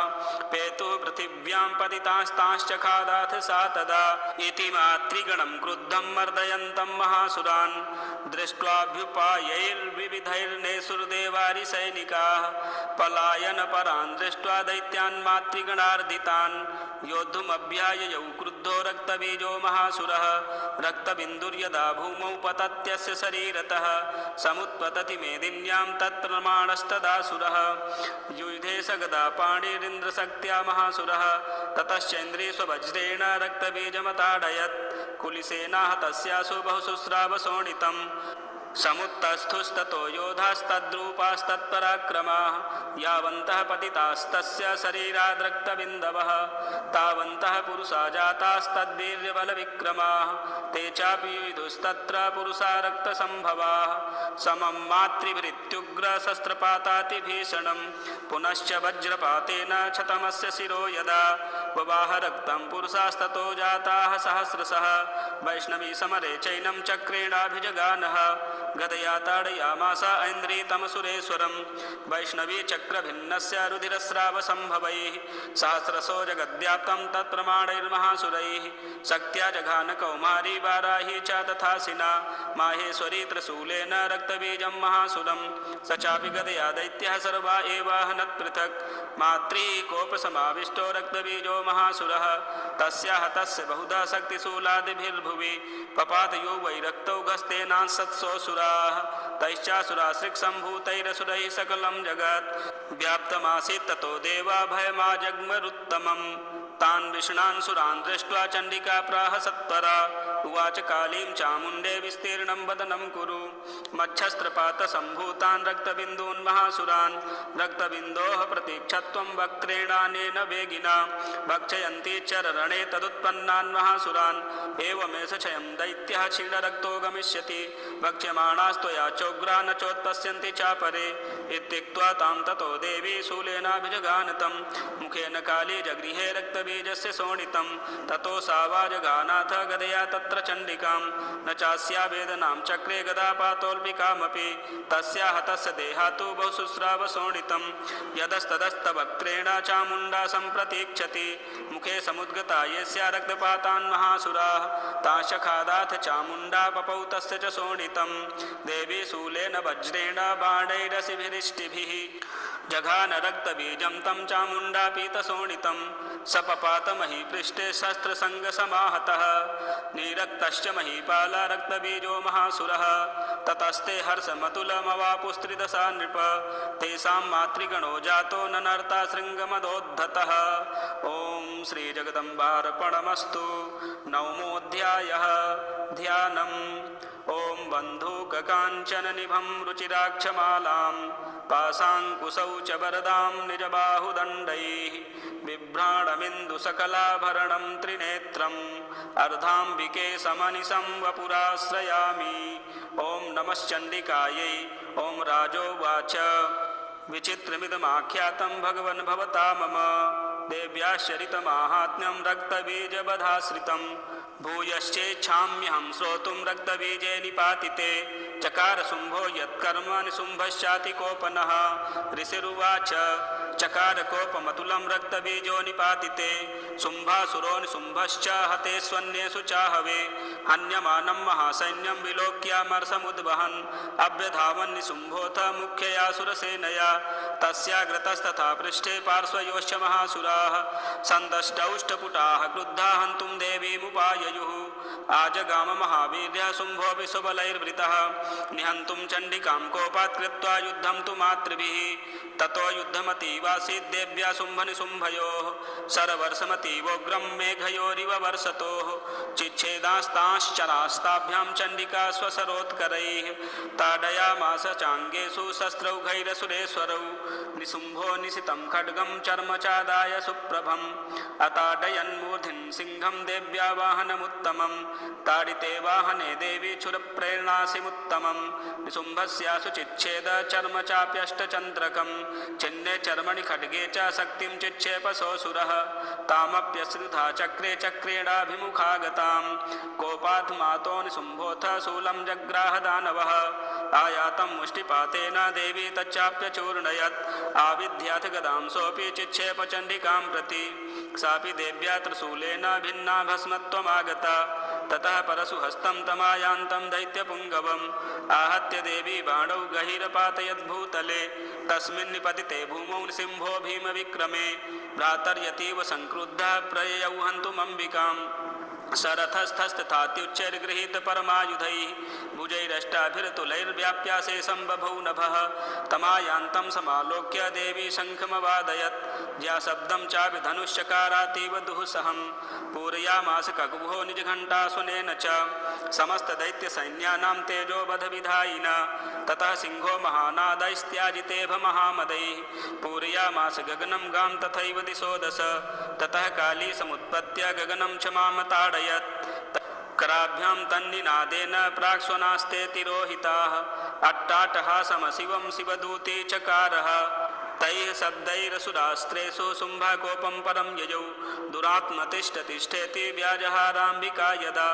तदा जयेत्यभिहितं देवैराकाशसंस्थितैः शुम्भेनागत्य या शक्तिर्मुक्ता ज्वालातिभीषणा आयान्ति वह्निकूटाभासा निरस्ता महोल्कया सिंहनादेन शुम्भस्य व्याप्तं लोकत्रयान्तरं निर्घातनि स्वनो घोरो जितवानवनीपते शुम्भमुक्ताञ्छरान् देवी शुम्भस्तत्प्रहिताञ्छरान् चिच्छेदस्वशरैरुग्रैः शतशोऽथ सहस्रशः ततः सा चण्डिका क्रुद्धा शूलेनाभिजगानतं स तदा वियतो भूमौ मूर्छितो निपपातः ततो निशुम्भः सम्प्राप्य चेतनामात्तकार्मुकः आजघानशरैर्देवीं कालीं केसरिणं तथा पुनश्च कृत्वा बाहूनामयुतं धनुजेश्वरः चक्रायुधेन दितिश्चादयामास चण्डिकां ततो भगवती क्रुद्धा दुर्गा दुर्गार्तिनाशिनी चिच्छेदतानि चक्राणि स्वशरैः सायकांश्च तान् ततो निशुम्भो वेगेन गदामादाय चण्डिकाम् अभ्यधावत् वैहन्तुं दैत्यसेना समावृतः तस्यापतत एवासु गदां चिच्छेद चण्डिका खड्गेन सितधारेण सजशूलं समाददे शूलहस्तं समायान्तं निशुम्भममरार्दनं हृदि विव्याधशूलेन वेगाविद्धेन चण्डिका भिन्नस्य तस्य शूलेन हृदयान्निःसृतोपरः महाबलो महावीर्यस्तिष्ठेति पुरुषो वदन् तस्य निष्क्रामतो देवी प्रहस्य स्ववनत्ततः शिरश्चिच्छेद खड्गेन ततो सावपतद्भुवि ततः सिंहश्च खादोग्रं दष्ट्राचण्डशिरोधरान् असुरांस्तांस्तथा काली शिवदूती तथा परान् कौमारी शक्तिनिर्भिन्नाः केचिन्नेसुर्महासुराः ब्रह्माणी मन्त्रपूतेन तोयेनान्ये निराकृताः माहेश्वरी त्रिशूलेन भिन्नाः पेतुस्तथा परे वाराही तुण्डघातेन केचिच्चूर्णीकृता भुवि खण्डं खण्डं च चक्रेण वैष्णव्यादानवाः कृताः वज्रेण चैन्द्रीहस्ताग्रविमुक्तेन तथा परे केचिद्विनेसुरसुराः केचिन्नष्टा महाहवात् भक्षिताश्चापरे काली शिवदूती मृगाधिपैः ॐ श्रीजगदम्बार्पणमस्तु। दशमोऽध्यायः ध्यानम् ॐ उत्तप्तहेमरुचिरां रविचन्द्रवह्नि नेत्रां धनुःसरयुताङ्कुशपाशशूलं रम्यैर्भुजैश्च दधतीं शिवशक्तिरूपां कामेश्वरीं हृदि भजामि धृतेन्दुलेखाम् ॐ नमः चण्डिकायै। ॐ ऋषिरुवाच निशुम्भं निहतं दृष्ट्वा भ्रातरं प्राणसंहितं हन्यमानं बलं चैव शुम्भः क्रुद्धो ब्रवीद्वचः बलाबले पादुष्टे त्वं मा दुर्गे गर्वमावह अन्यासां बलमाश्रित्य युध्यसे याति मानिनी देव्युवाच एकैवाहं जगत्यत्र द्वितीया का ममापरा पश्यैता दुष्टमय्येव विसन्त्यो मद्विभूतयः ततः समस्तास्ता देव्यो ब्रह्माणि प्रमुखालयं तस्या देव्यास्तनौ जग्मुरेकैवासीत् तदाम्बिका देव्युवाच अहं विभूत्या बहुभिः रूपैर्यदा स्थिता तत्संहृतं मयैकैव तिष्ठाम्याजौ स्थिरो भव। ऋषिरुवाच ततः प्रववृते युद्धं देव्याः शुम्भस्य चोभयोः पश्यतां सर्वदेवानामसुराणां च दारुणं सर्वर्षैः सितैः शस्त्रैस्तथास्त्रश्चैव दारुणैः तयोर्युद्धमभूद्भूयः सर्वलोकभयङ्करं दिव्यान्यस्त्राणि शतशो मुमुचे यान्यतथाम्बिका बभञ्जतानि दैत्येन्द्रस्तत्प्रतिघातकर्तृभिः मुक्तानि तेन चास्त्राणि दिव्यानि परमेश्वरी बभञ्जलीलयैवोग्रहुङ्कारोच्चारणादिभिः ततः सरसतैर्देवीमाच्छादयत सोऽसुरः सापि तत्कुपिता देवी धनुश्चिच्छेदचेषुभिः छिन्ने धनुषि दैत्येन्द्रस्तथा शक्तिमथा ददे चिच्छेद देवी चक्रेण तामप्यस्य करे स्थितां ततः खड्गमुपादाय शतचन्द्रं च भानुमत् अभ्यधावत् तदा देवीं दैत्यानामधिपेश्वरः तस्या पतत एवासु खड्गं चिच्छेद चण्डिका धनुर्मुक्तैर्सितैर्बाणैश्चर्म चार्ककरामलम् हताश्वः सा तदा दैत्यश्चिन्न धन्वा विसारथिः जग्राहमुद्गरं घोरमम्बिका निधनोद्यतः चिच्छेदा पततस्तस्य मुद्गरं निशितैः शरैः तथापि सोऽभ्यधावत्तां मुष्टिमुद्यम्य वेगवान् समुष्टिं पातयामास हृदये दैत्यपुङ्गवः देव्यास्तं चापि सा देवी तलेनोरस्य ताडयत् तलप्रहाराभिहतो निपपातमहीतले स दैत्यराजः सहसा पुनरेव तथोत्थितः उत्पत्य च प्रग्रह्योच्चैर्देवीं गगनमास्थितः तत्रापि सा निराधारा युधे तेन चण्डिका नुयुद्धं खेतदा दैत्यश्चण्डिका च परस्परं चक्रतुः प्रथमं सिद्धमुनिविस्मयकारकं ततो नियुद्धं सुचिरं कृत्वा तेनाम्बिका सह उत्पात्य भ्रामयामास चिक्षेपधरणीतले सचित्तो धरणीं प्राप्य मुष्टिमुद्यम्य वेगितः अभ्यधावत दुष्टात्मा चण्डिका निधनेच्छया तमायान्तं ततो देवी सर्वदैत्यजनेश्वरं जगत्यां पातयामास भित्त्वा शूलेन वक्षसि सगतासुपपातोर्व्यां देवी शूलाग्रवीक्षतः चालयन् सकलां पृथिवीं साब्धदीपां सपर्वतां ततः प्रसन्नमखिलं हते तस्मिन् दुरात्मनि जगत्स्वास्थ्यमतीवापा निर्मलं चाभवन्नभः उत्पातमेघाः शोल्काये प्रागासस्ते समं यजुः सरितो मार्गवाहिन्यस्तथा संस्तत्र पातिते ततो देवगणाः सर्वे हर्षनिर्भरमानसाः बभूवुर्निहते तस्मिन् गन्धर्वललितं जगुः अवादयस्तथैवान्ये न नृतुश्चाप्सरो गणाः बभूपुण्ड्यास्तथा वाताः सुप्रभो भूद्दिवाकरः जज्ज्वलुश्चाग्नयः शान्ता शान्ता दिग्जनितश्वनाः ॐ श्रीजगदम्बार्पणमस्तु। एकादशोऽध्यायः ध्यानम् ॐ बालरविद्युतिमिन्दुकिरीटां तुङ्गकुचां नयनत्रययुक्तां स्मेरमुखीं वरदाङ्कुशपाशाभीतिकरां प्रभजे भुवनेशीम् ॐ नमः चण्डिकायै। ॐ ऋषिरुवाच देव्या हते तत्र महासुरेन्द्रे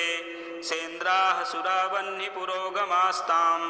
कात्यायनीं तुष्टुवरिष्ठलाभात् विकासिवक्त्राब्जविकासितासाः देवी प्रपन्नार्तिहरे प्रसीद प्रसीद मातर्जगतोऽखिलस्य प्रसीद विश्वेश्वरि पाहि विश्वं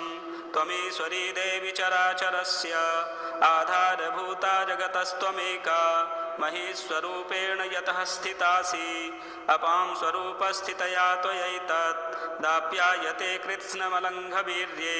त्वं वैष्णवी शक्तिरनन्तवीर्या विश्वस्य बीजं परमासि माया सम्मोहितं देवि समस्तमेतत् त्वं वै प्रसन्ना भुवि मुक्तिहेतुः विद्याः समस्तास्तव देवि भेदाः स्त्रियः समस्ताः सकला जगत्सु त्वयैकया पूरितमम्बयैतत् काते स्तुतिस्तभ्य परापरोक्तिः सर्वभूता यदा देवी स्वर्गमुक्तिप्रदायिनी त्वं स्तुतास्त एका वा भवन्तु परमोक्तयः सर्वस्य बुद्धिरूपेण जनस्य हृदि संस्थिते स्वर्गापवर्गदे देवी नारायणी नमोऽस्तुते कलाकाष्ठाधिरूपेण परिणामप्रदायिनी विश्वस्योपर्तौ शक्ते नारायणी नमोऽस्तुते सर्वमङ्गलमङ्गल्ये शिवे सर्वार्थसाधिके शरण्ये त्र्यम्बके गौरी नारायणी नमोऽस्तुते सृष्टिस्थितिविनाशानां शक्तिभूते सनातनी गुणाश्रये गुणमये नारायणी नमोऽस्तुते शरणागतदीनार्तपरित्राणपरायणे सर्वस्यार्तिहरे देवी नारायणी नमोऽस्तुते हंसयुक्तविमानस्थे ब्रह्माणी रूपधारिणी कौशाम्भचरिके देवी नारायणी नमोऽस्तुते त्रिशूलचन्द्राहिधरे महावृषभवाहिनी माहेश्वरी स्वरूपेण नारायणी नमोऽस्तुते मयूरकुक्कुटवृते महाशक्तिधरे नघे कौमारी रूपसंस्थाने नारायणी नमोऽस्तुते शङ्खचक्रगदासारङ्ग गृहीत परमायुधे प्रसीद वैष्णवी रूपे नारायणी नमोऽस्तुते गृहीतोग्रमहाचक्रे दष्ट्रोद्धृतवसुन्धरे वराहरूपिणी शिवे नारायणी नमोऽस्तुते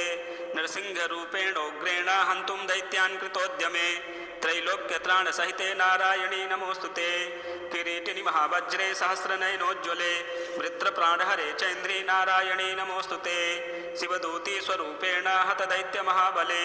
घोररूपे महारावे नारायणी नमोऽस्तुते दंष्ट्राकरालबदने शिरोमालाविभूषणे चामुण्डे मुण्डमथने नारायणी नमोऽस्तुते लक्ष्मीलज्जे महाविद्ये श्रद्धे पुष्टिस्वधे ध्रुवे महारात्रि महाविद्ये नारायणी नमोऽस्तुते मेधे सरस्वती वरे भूतिवाभ्रवितामसि नियते त्वं प्रसीदेसे नारायणी नमोऽस्तुते सर्वस्वरूपे सर्वेशे सर्वशक्तिसमन्विते भयभिस्त्राहि नो देवी दुर्गे देवी नमोऽस्तुते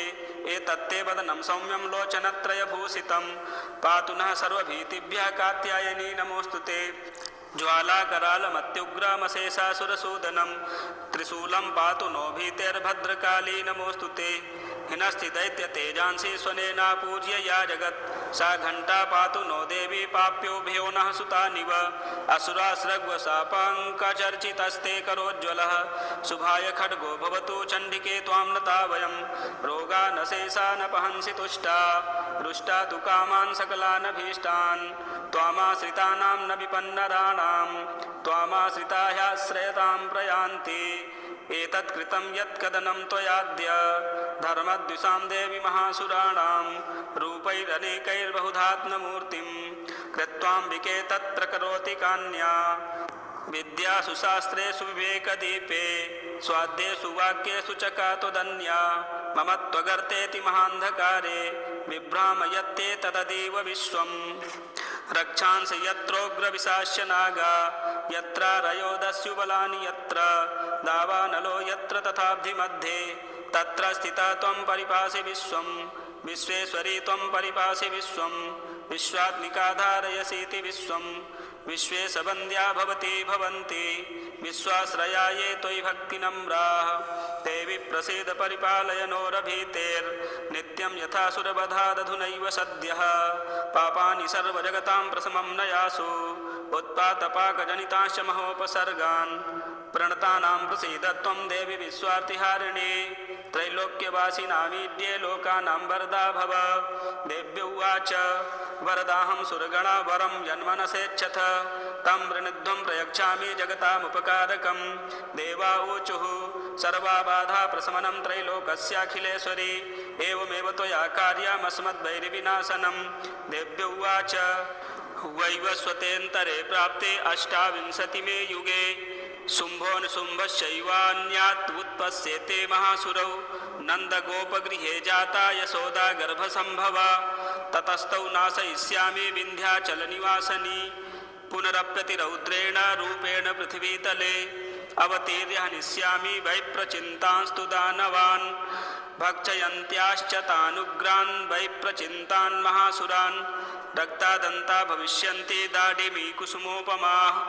ततो माम देवताः स्वर्गे मर्त्यलोके च मानवाः स्तुवन्तो व्याहरिष्यन्ति सततं रक्तदन्तिकां भूयश्च शतवार्षिक्या मनावृष्ट्या मनम्भसि मुनिभिः संस्तुता भूमौ सम्भविष्याम्ययोनिजा ततः सतेन नेत्राणां निरीक्षिष्यामि यन्मुनीन् कीर्तयिष्यन्ति मनुजाः सता क्षीमिति मां ततः ततोऽहमखिलं लोकमात्मदेहसमुद्भवैः भरिष्यामि सुराः साकैरावृष्टेः प्राणधारकैः शाकम्भरीति विख्यातिं तदा यास्याम्यहं भुवि तत्रैव च वधिष्यामि दुर्गमाख्यं महासुरं दुर्गादेवीति विख्यातं तन्मे नाम भविष्यति पुनश्चाहं यदा भीमं रूपं कृत्वा हिमाचले रक्षांसि भक्षयिष्यामि मुनीनां त्राणकारणात् तदा मां मुनियः सर्वे स्तोषन्त्या नम्रमूर्तयः भीमादेवीति विख्यातं तन्मे नाम भविष्यति यदारुणाख्यस्त्रैलोक्ये महाबाधां करिष्यति तदाहं भ्रामरं रूपं कृत्वा संख्ये षट्पदं त्रैलोक्यस्य हितार्थाय वधिष्यामि महासुरम् भ्रामरीति च मां लोकास्तदा स्तोष्यन्ति सर्वतः इत्थं यदा यदा बाधा दानवोत्था भविष्यति तदा तदावतीर्याहं करिष्याम्यरिसंक्षयम् ॐ श्रीजगदम्बार्पणमस्तु। द्वादशोऽध्यायः ध्यानम्। ॐ विद्युद् विद्युद्दाम समप्रभां मृगपतिस्कन्धस्थितां भीषणां कन्याभिकरवालखेटबिलसद्धस्ताभिरासेवितां हस्तैश्चक्रगदाशिखेटविशिखाश्चापं गुणं तर्जनीं बिभ्राणां मनलात्मिकां शशिधरां दुर्गां त्रिनेत्रां भजे। ॐ नमः चण्डिकायै। ॐ देव्यो उवाच एभिस्तवैश्च मां नित्यं स्तोष्यते यः समाहितः तस्याहं सकलां बाधां नाशयिष्याम्य संशयं मधुकैटभनाशं च महिषासुरघातनं कीर्तयिष्यन्ति ये तद्वद्वधं शुम्भनिशुम्भयोः अष्टम्यां च चतुर्दश्यां नवम्यां चैकचेतसः श्रोष्यन्ति चैव ये भक्त्या मम माहात्म्यमुत्तमं न तेषां दुष्कृतं किञ्चित् दुष्कृतोत्थान चापदः भविष्यति न दारिद्र्यं न चैवेष्टवियोजनं शत्रुतो न भयं तस्य दस्युतो वा न राजतः न शस्त्रा न लतो यौघात् कदाचित् सम्भविष्यति तस्मान्ममैतन्माहात्म्यं पठितव्यं समाहितैः श्रोतव्यं च सदा भक्त्या परं स्वस्त्यैनं हि तत् उपसर्गानशेषास्तु महामारी समुद्भवान् तथा त्रिविधमुत्पातं माहात्म्यं समयेन्मम यत्रैतत्पठ्यते सम्यग् नित्यमायतने मम सदा न तद्विमोक्ष्यामि सान्निध्यं तत्र मे स्थितं बलिप्रदाने पूजायाम् अग्निकार्ये महोत्सवे सर्वं ममैतच्चरितमुच्चार्यं श्राव्यमेव च जानता जानता वापि बलिपूजां तथा कृतां प्रीतीक्षिष्याम्यहं प्रीत्या वह्निहोमं तथा कृतं शरत्काले महापूजा क्रियते या च वार्षिकी तस्यां ममैतन्माहात्म्यं श्रुत्वा भक्तिसमन्वितः सर्वाबाधा विनिर्मुक्तो धनधान्यसुतान्वितः मनुष्यो मत्प्रसादेन भविष्यति न संशयः श्रुत्वा ममैतन्माहात्म्यं तथा चोत्पत्तयः शुभाः पराक्रमं च युद्धेषु जायते निर्भयः पुमान् रिपवः संचयं याति कल्याणं चोपपद्यते नन्दते च कुलं पुंसां माहात्म्यं मम शृण्वतां शान्तिकर्मणि सर्वत्र तथा दुःस्वप्नदर्शने ग्रहपीडासु चोग्रासु माहात्म्यं शृणुयान्मम उपसर्गाः समं यान्ति ग्रहपीडाश्च दारुणाः दुःस्वप्नं च निर्दृष्टं सुस्वप्नमुपजायते बालग्रहाभिभूतानां बालानां शान्तिकारकं सङ्घातभेदे च नृणां मैत्रीकरणमुत्तमं दुर्वृत्तानामशेषाणां बलहानिकरं परं रक्षोभूतपिशाचानां पठनादेव नाशनं सर्वं ममैतन्माहात्म्यं मम सन्निधिकारकं पशुपुष्पार्घ्यधूपैश्च गन्धदीपैस्तथोत्तमैः विप्राणां भोजनैर्होमैः प्रोक्षणीयैरहर्निशम् अन्यैश्च विविधैर्भोगैः प्रदानैर्वत्सरेण या प्रीतिर्मे क्रियते सास्मिन् सकृत् सुचरिते श्रुते श्रुतं हरति पापानि तथारोग्यं प्रयच्छति रक्षां करोति भूतेभ्यो जन्मनां कीर्तनं मम युद्धे सुचरितं यन्मे दुष्टदैत्यनिबर्हणं तस्मिन् श्रुते वैरिकृतं भयं पुंसां न जायते युष्माभिः सुतयो याश्च ब्रह्मर्षिभिः कृताः ब्रह्मणा चागृतास्तास्तु प्रयच्छन्ति शुभां मतिम् अरण्ये प्रान्तरे वापि दावाग्निपरिवारितः दस्युभिर्वावृतः शून्यो गृहीतो वापि शत्रुभिः सिंहव्याघ्रानुयातो वा वने वा वनहस्तिभिः राज्ञा क्रुद्धेन चाज्ञप्तो बध्यो बन्धगतोऽपि वा आघूर्णितो वा वातेन स्थितः पोते महार्णवे पतत्सु चापि शस्त्रेषु सङ्ग्रामे भृशदारुणे सर्वाबाधासु घोरासु वेदनाभ्यर्दितोऽपि वा अस्मरन् ममैतच्चरितं नरो मुच्येत सङ्कटात् मम प्रभावात् सिंहाद्या दस्यवो वैरिणस्तथा दूरादेव पलायन्ते स्मरत्तश्चरितं मम ऋषिरुवाच इत्युक्त्वा सा भगवती चण्डिका चण्डविक्रमा पश्यतामेव देवानां तत्रैवान्तरधीयत तेऽपि देवा निरातङ्का स्वाधिकारान् यथा पुरा यज्ञभागभुजः सर्वे चक्रुर्विनिहतारयः दैत्याश्च देव्या निहते शुम्भे देवरिपौ युधि जगद्विध्वंसिनी तस्मिन् महोग्रे तुलविक्रमे निशुम्भे च महावीर्ये शेषाः पातालमाययुः एवं भगवती देवी सा नित्यापि पुनः पुनः सम्भूय कुरुते भूप जगतः परिपालनं तयैतन्मोह्यते विश्वं सैवं विश्वं प्रसूयते सा याचिता च विज्ञानं तुष्टा रिद्धिं प्रयच्छति व्याप्तं तयैतत्सकलं ब्रह्माण्डं मनुजेश्वर महाकाल्या महाकाले महामारी स्वरूपया सैव काले महामारी सैव सृष्टिर्भवत्यजा स्थितिं करोति भूतानां सैव काले सनातनी भवकाले नृणां शैव लक्ष्मीर्वृद्धिप्रदा गृहे सैवाभावे तथा लक्ष्मीर्विनाशायोपजायते स्तुता सम्पूजिता पुष्पैर्धूपगन्धादिभिस्तथा ददाति वित्तं पुत्रांश्च मतिं धर्मे गतिं शुभाम् ॐ श्रीजगदम्बार्पणमस्तु। त्रयोदशोऽध्यायः ध्यानम् ॐ बालार्कमण्डलाभासां चतुर्बाहुं त्रिलोचनां पाशाङ्कुशबराभीतिर्धारयन्तीं शिवां भजे। ॐ नमः चण्डिकायै। ॐ ऋषिरुवाच एतत्ते कथितं भूपदेवी माहात्म्यमुत्तमम् एवं प्रभावा सा देवी ययेदं धार्यते जगत् विद्या तथैव क्रियते भगवद्विष्णुमायया तया त्वमेष वैश्यश्च तथैवान्ये विवेकिनः मोह्यन्ते मोहिताश्चैव मोहमेष्यन्ति चापरे तामुपैह महाराज शरणं परमेश्वरीम् आराधिता सैव नृणां भोगस्वर्गापवर्गदा। मार्कण्डेय उवाच इति तस्य वचः श्रुत्वा सुरथः स नराधिपः प्रणिपत्य महाभागं तं ऋषिं संसितव्रतं निर्विण्डोतिममत्वेन राज्यापहरणेन च जगाम सद्यस्तप्से स च वैश्यो महामुने सन्दर्शनार्थमम्बाया नदी पुलिन संस्थितः स च वैश्यस्तपस्तेपे देवी सूक्तं परं जपन् तौ तस्मिन् पुलिने देव्या कृत्वा मूर्तिं महीमयीम् आहरणां चक्रुतस्तस्या पुष्पधूपाग्नितर्पणैः निराहारौ यथाहारौ तन्मनस्कौ समाहितौ ददतुस्तौ बलिं चैव निजगात्रा श्रीगुक्षितम् एवं समाराधयतोस्त्रिभिर्वर्षैर्यतात्मनो परितुष्टा जगद्धात्री प्रत्यक्षं प्राह चण्डिका देव्युवाच यत्प्रार्थते त्वया भूप त्वया चाकुलनन्दन मत्तस्तत्प्राप्यतां सर्वं परितुष्टा ददामि तत्। मार्कण्डेय उवाच ततो बभ्रे नृपो राज्यमविभ्रंशन् यजन्मनि अत्रैव च निजं राज्यं महत शत्रुबलं बलात् सोऽपि वैश्यस्ततो ज्ञानं बभ्रे निर्विण्डमानसः ममेत्यहमिति प्राज्ञः सङ्गविच्युतिकारकं। देव्युवाच स्वल्पैरहोभिर्निरिपते स्वं राज्यं प्राप्स्यते भवान् हत्वा रिपूनसखलितं तव तत्र भविष्यति मृतश्च भूयः सम्प्राप्य जन्म देवाद्विवस्वतः सावर्णिको नाम मनुर्भवान् भुवि भविष्यति वैश्यवर्य त्वया यश्च वरस्मत्तोऽभिवाञ्छितः तं प्रयच्छामि संसिद्ध्यै तव ज्ञानं भविष्यति। मार्कण्डेय उवाच इति दत्त्वा तयोर्देवी यथाभिलषितं वरं बभूवान्तर्हिता सद्यो भक्त्या ताभ्यामभीष्टुता एवं देव्या वरं लब्ध्वा सुरथा क्षत्रियर्षभः सूर्याजन्म समासाद्य सावर्णिर्भविता मनुः एवं देव्या वरं लब्ध्वा सुरथा क्षत्रियर्षभः